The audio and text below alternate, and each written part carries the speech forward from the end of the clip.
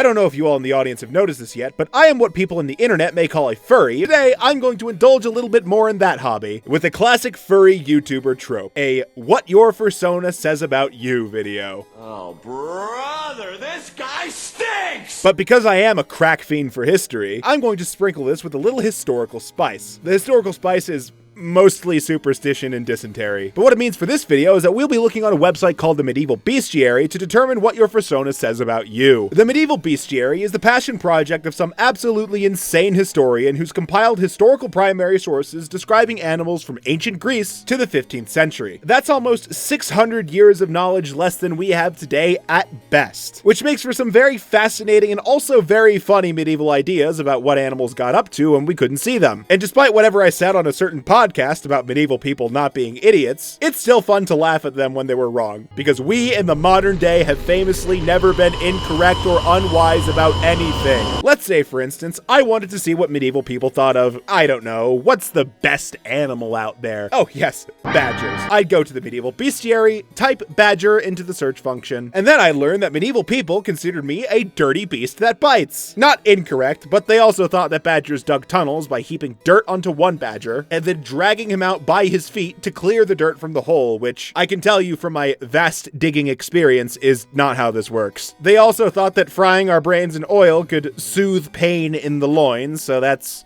great. Anyway, from here on out, I'm going to read off what the Medieval Bestiary says about the most popular species from Wikifur's 2016 category data. There are 30 listed, so we're gonna do the first 15 here, and if y'all like it, I'll make a part 2 video. Starting with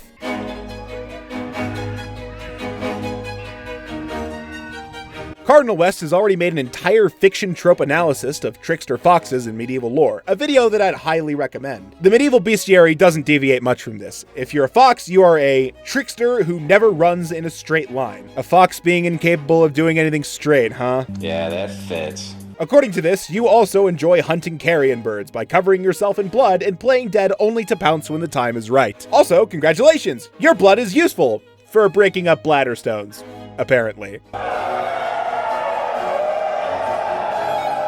You are literally the devil. You've got strong paws, strong shoulders, and strong jaws, but are apparently weak in the loins. You hunt by sneaking up on sheep while pretending to be a soft, shy, uwu domesticated dog. And also, a tuft of your fur can be an excellent love potion, but only if it's plucked from your tail while you're alive. Furries, if you come across a wolf at a convention, the Medieval Bestiary says that your best bet is to, decisively, strip off all of your clothes and start banging rocks together as loudly as you can. Hope this helps you make some new friends at your local fur meets or on Telegram. Into our house, I'd want to make sure that they were immediately terrified.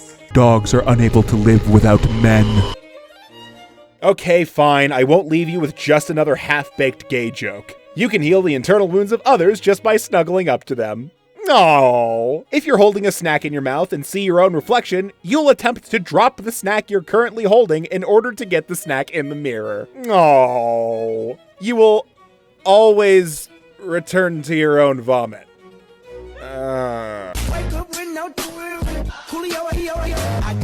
Just like the wolf, you are also the devil. But you're also the greatest serpent of the earth. Despite the appearance of your teeth, your true strength can be found in your tail. You also have a deep, burning hatred of the elephant. What a mood. You hate the elephant so much that when you see it, you'll hide along its path and strangle it with your tail at the first opportunity you get. Despite all of this saber rattling, you're somehow afraid of panthers and of certain species of trees. Your tongue, eyes, gallbladder, and intestines can be boiled together to drive away ghosts. I hope you like centipedes, because they're dragons too, and you'll be seeing them a lot at family reunions. Oh, and by the way, everyone wants to kill you.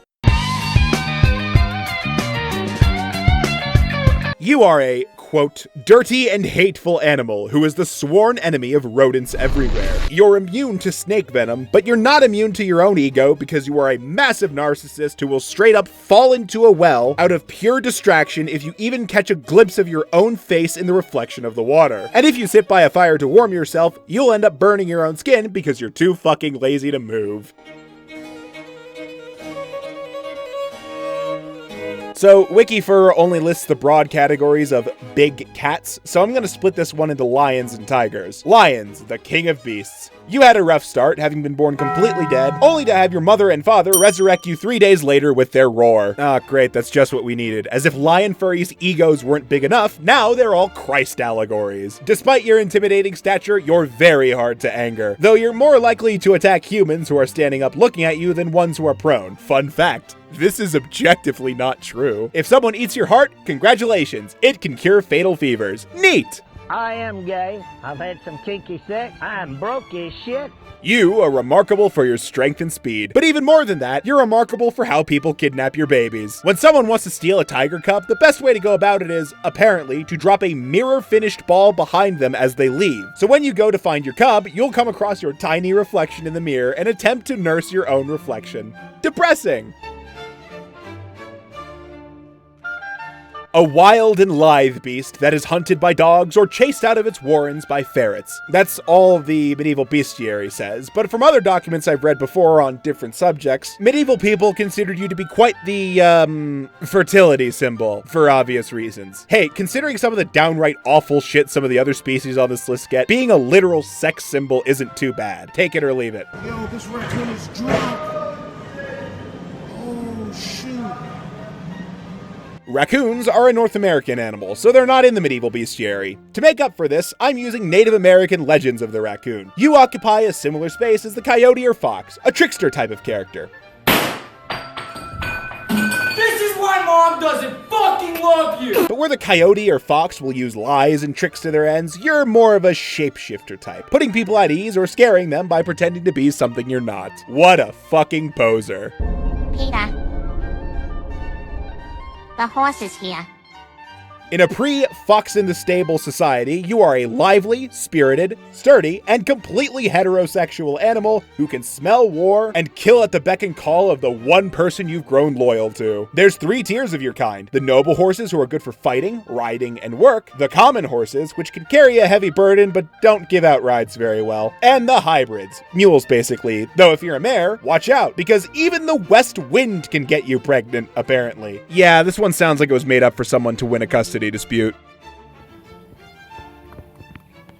This is another one of those North American animals, so you're not in the medieval bestiary because medieval people didn't even know you existed. However, to the Native Americans, you are a sign of bad luck, and among some Native nations, you're even considered an evil sorcerer. Look, I know it's not your fault, but you smell so bad. This was kind of inevitable. Some people see good in you, however. The Muskogee Creek people admire your ferocity and readiness to defend yourself. And at the very least, your fat can be used as a topical ointment to ward off disease. You are a clever and mischievous animal, but you're not exactly a cleanly one. You have a bad habit of dragging fish snacks into your goon cave and getting so caught up in your Fortnite matches that you just kinda leave the fish there, rotting and creating a horrible smell. I was going to tell you to clean up your room and get a damn job, but apparently you sometimes take up a job, being domesticated and chasing fish into the nets of your masters, so that's cute.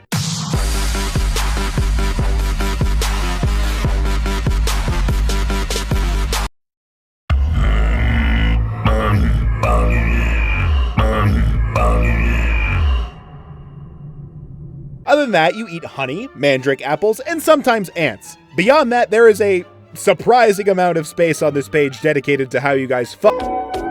So, feel free to go on your medieval bestiary page and read that on your own time, because I sure as hell am not going to do that here. Get a beer. Let me get a beer.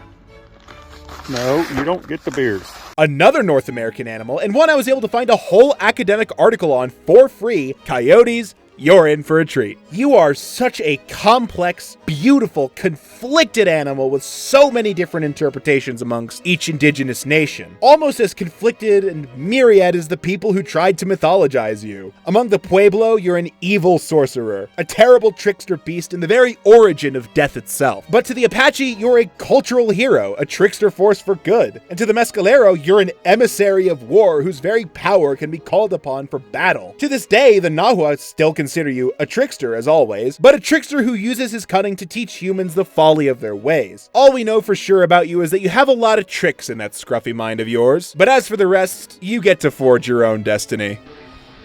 Hi, buddy. Congratulations, you're all trans! Every single one of you. And this is not me being a queer furry. According to the medieval bestiary, your two most important traits are that you eat human corpses and change your sex regularly. One of your methods to kill humans is to mimic their fucking voices outside of their homes in order to lure them out, which is goddamn terrifying. You should probably do some stretches though, because your spine is apparently so rigid that if you want to look at something, you have to turn your whole body. Oh, and by the way, apparently you have a stone in your eyes that, when cut out and held under the tongue, can be used to tell the future. Willy Wonka can suck your pseudo cock.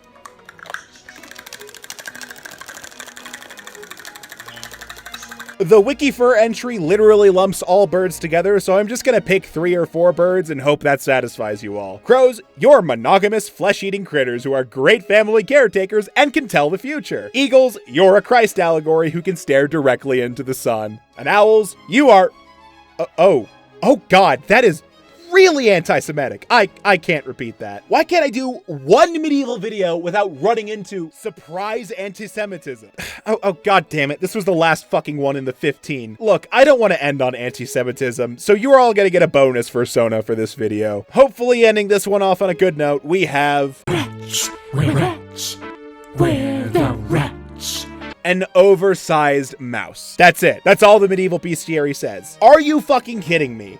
You motherfuckers kill millions of peasants and noblemen alike by spreading the plague, cause famines by eating grain, and all you motherfuckers get for that is a slap on the wrist and an oversized mouse. Well, forgive me if I say this is a little bit disappointing, because I was prepared to see some downright scathing reviews of rats. But nope, y'all get off the hook easy, I suppose.